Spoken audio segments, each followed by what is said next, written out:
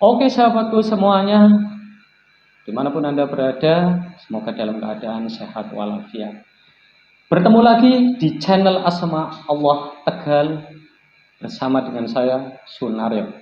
Di sini saya sudah bersama rekan dan narasumber yang mana kita akan melanjutkan obrolan-obrolan atau perbincangan dengan rekan-rekan kita yang nanti akan dikupas tuntas oleh beliau narasumber mengenai apa yang terjadi di dalam perjalanan mereka semua.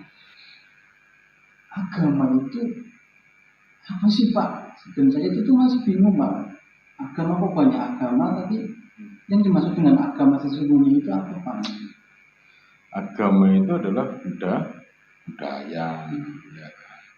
Karena sesungguhnya itu budaya memang bagus, baik, ya kan. Tapi yang tidak baik adalah yang membenturkan suatu budaya dengan budaya yang lain dan akhirnya saling menghina, saling menyalahkan, itu yang nggak baik.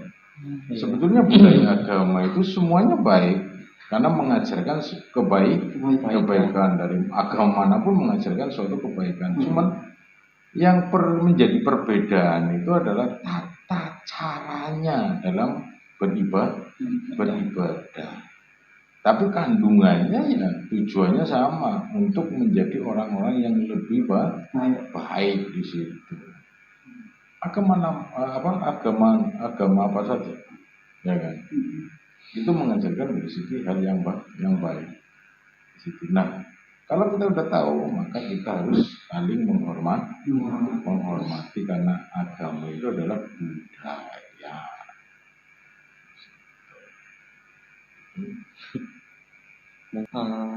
Oke, ini saya juga ada satu pertanyaan. Tadi kan apa yang ditanyakan oleh Mas Abdul itu kan rukun Islam di sebuah agama ya, khususnya agama Islam ya.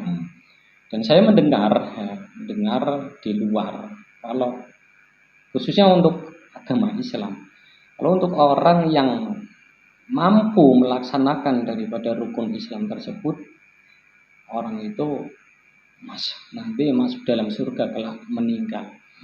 Apa begitu mudahnya hanya dengan menjalankan secara syarat-syaratnya saja rukun Islam tersebut, orang bisa masuk surga kalau mati? Terima kasih. Iya. Yang nggak segampang itulah. Iya.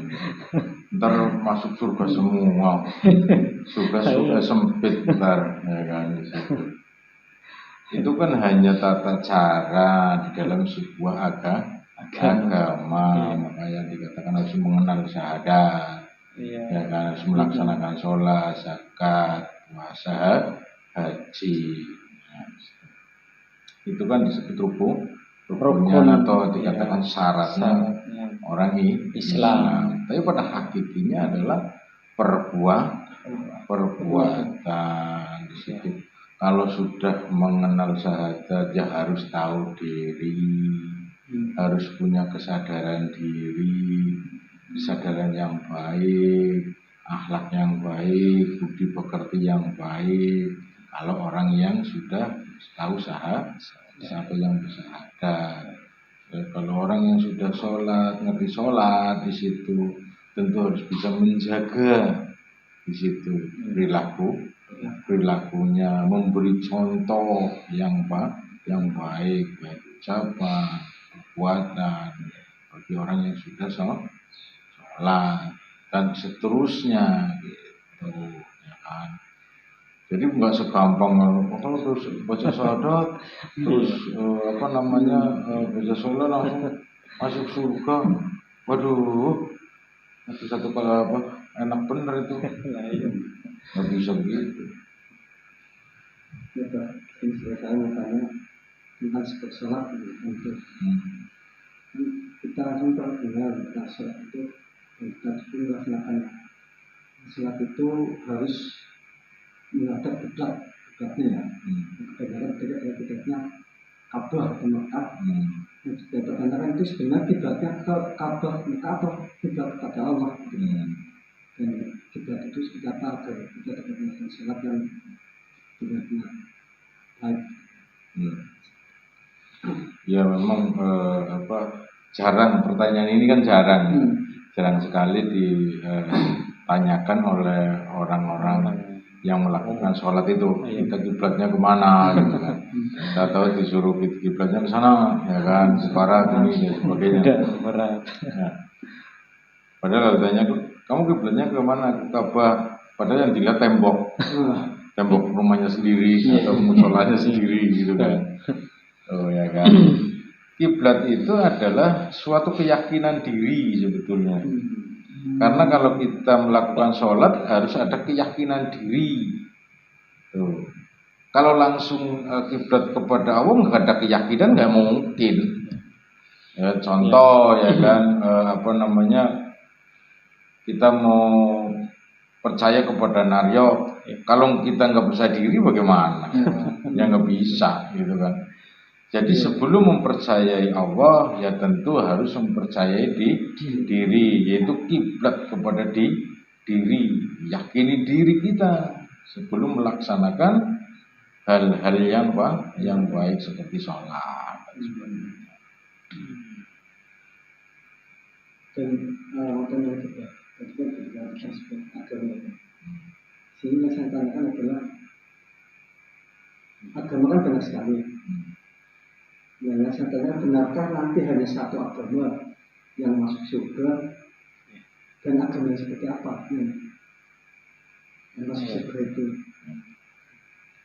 Ya, setiap agama atau pemuka agama atau yang mempelajari dari beberapa agama pasti mengatakan sayalah yang masuk surga agama saya, yang satunya sayalah yang masuk surga di situ. Orang yang masuk surga itu adalah orang yang saling menghormati, saling menghargai di situ, dan mampu menjaga perilaku diri di situ. Tidak suka menghujat, tidak suka menghina orang lain dan menyalahkan orang lain dan sebagainya. Itulah yang nantinya akan masuk surga di situ. Tapi kalau mengaku agama saya lah yang akan yang masuk surga, ya biarin aja. Dengerin aja. Ya kan aja, apa salahnya sih kalau ada orang agama saya lah yang akan yang nanti akan masuk surga. Iya, gitu aja udah. Gitu aja orang. Ya betul juga ya. Mungkin ada yang merasa bangga ya, terutama di agama Islam sendiri ya. Karena di agama Islam sendiri di dalam ayat-ayat juga ada yang mengatakan sesungguhnya agama yang diridhoi di sisi Allah itu hanyalah Islam. Nah, kebetulan kan khususnya di negara Indonesia itu kan kebanyakan agama Islam. Mungkin mereka juga tahu. Tadi bilang bahwa agama Islam yang diridhoi oleh Allah. Ya jelas, enggak salah. Itu benar sekali bahwa agama Islam yang diridhoi oleh Allah. Karena agama Islam itu Tuhannya ya Allah, yang merestui ya Allah di situ. Ya, tapi kalau agama yang lain ya kan, yang Tuhannya bukan Allah, yang enggak dapat ridho, orang Tuhannya lain di situ. Jadi kita itu harus, akal kita itu harus fungsi gitu. Memang nyata seperti itu. Dan itu bukan yang ekstrim banget, enggak ya Allah manusiawi lah. Iya. Oke, gini. Di dalam agama Islam, khususnya Islam, kata Islam sendiri, dan semua orang yang beragama Islam pasti tahu apa artinya kata Islam. Artinya ya selamat. Islam itu sendiri artinya selamat. Mereka semuanya sudah tahu lah yang beragama Islam. Artinya selamat. Dan orang yang beragama Islam pasti merasa bangga akan menuju suatu keselamatannya. Nah, untuk agama yang lain itu bagaimana? Apakah nanti juga akan mendapatkan suatu keselamatannya atau gimana gitu? Mohon penjelasan.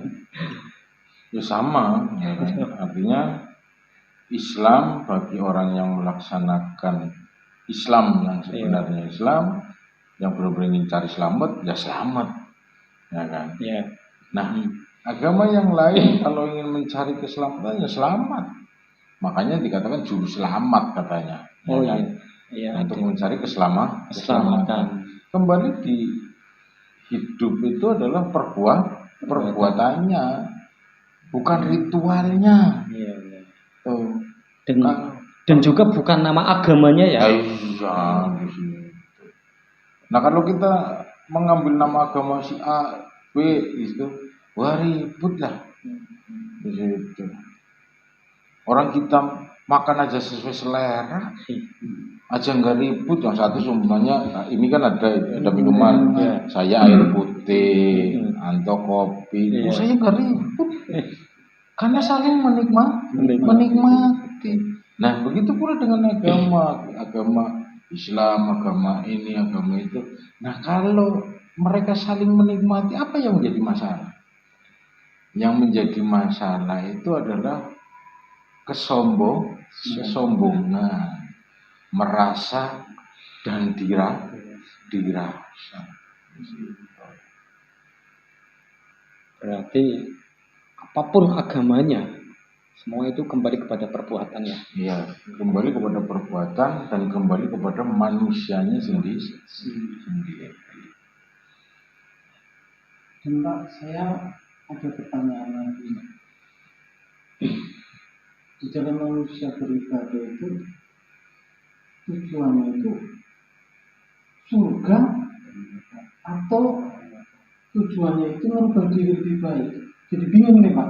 Tujuan kita itu mungkin kita dalam beribadah segi apapun, biar kita masuk surga atau seperti apa sih sebenarnya Pak tujuan kita dalam berbuat ibadah itu Pak? Tujuan kita biar seperti saya sendiri itu tahu, saya mau ini tujuannya seperti ini atau seperti apa Pak? Mohon penjelasannya. Jadi kadang ada kesalahpahaman ya, tentang masalah ibadah. Ibadah itu simbol. Nah, di situ kalau orang Islam itu ibadahnya sholat ya, di situ terus baca Quran, itu simbolnya orang Islam. Iya. Kalau orang Kristen sholat, kalau orang Kristen baca Quran, bingung dong yang lain, ya kan? Nah, terus ibadahnya orang Kristen ke gereja pada hari apa di situ kan itu ibadahnya, ya kan di situ. Ya. Jadi yang dikatakan ibadah adalah kembali kepada diri kita masing-masing di situ. Ibadah itu untuk apa? Ya kan? Sebetulnya yang dikatakan ibadah itu adalah peribadatan. Tujuannya untuk menyimbolkan diri kita sebagai orang yang beragama atau identitas. Ya, identitas kita beragama secara sosialisasi dengan masyarakat di situ. Supaya dilihat masyarakat diketahui lah. Masalah hal kebaikan kembali kepada diri manusia.